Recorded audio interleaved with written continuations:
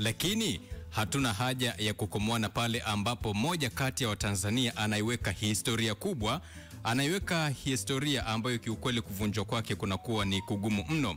Tunamwongelea Abby Chams ambaye ameweka historia kuwa msanii wa kwanza wa kike kutoka Tanzania kuteuliwa kwenye tuzo za BET Awards. Umeona kwa hiyo cha kufanya, nakumbuka ni kwa mwaka wa 2025 katika kipengele cha Best New International Act.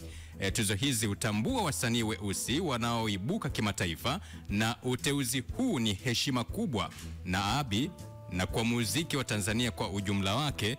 Anakuwa ni miongoni mwa wale ambao wamepata hicho kipengele. Kwa hiyo ni heshima kubwa kwa Tanzania. Barbara, huyu ni mwanamke ambaye kiukweli ameweka historia pana, na lazima kama Watanzania tumshangilie kwa namna moja ama nyingine. Umeona Yeah, nilikuwa naongea na mama yake juzi. Akwa last week akwa naongea kuhusu jinsi gani ambavyo alikuwa analalamika jinsi gani ambavyo Watanzania kwenye social media ikija kwenye mambo ya umbea kiki basi watu tunakimbia kwenda kuyafuatilia, lakini kwenye ishu kubwa kama hii hapa, huyu binti kuwa binti wa kwanza kutoka East Africa kuweza kuteuliwa kuwa nominated ni jambo kubwa, lakini watu kama wanalichukulia poa. Ila naona kama kuna campaign fulani, kwa sababu imebaki ni masaa, jana ilikuwa bado siku moja, kwa hiyo ina maana imebaki masaa, ni leo tunahisi kuweza kupiga kura. Naona kuna wasanii ambao wameibuka, kina Young Lunya, kina Mimi Mars, Vanessa Mdee na kadhalika, ambao wamejitokeza kumuombea kura kwa Watanzania, ambao ni jambo jema.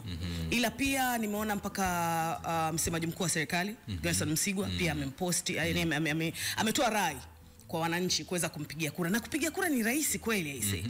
Kwa sababu hicho ni kinyang'anyiro au kipengele ambacho kina wasanii wengi sana wapya kutoka nchi tofauti tofauti dunia nzima.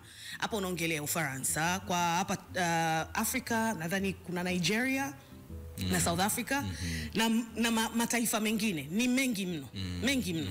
So kwa East Africa nzima ni yeye peke yake kwenye Best International Act. Na ambapo kama ikitokea labda tukashinda hii tuzo, kwa Tanzania nakuwa ni wa pili baada ya Rayvanny, ama nakosea? Yes, sikumbuki vizuri, but my point is kwa wasichana yeye ni wa kwanza kwa nominated kwa East Africa. So ni faster tu tuanze kumpigia kura kwa wale ambao walikuwa bado, na kupigia kura ni rahisi tu.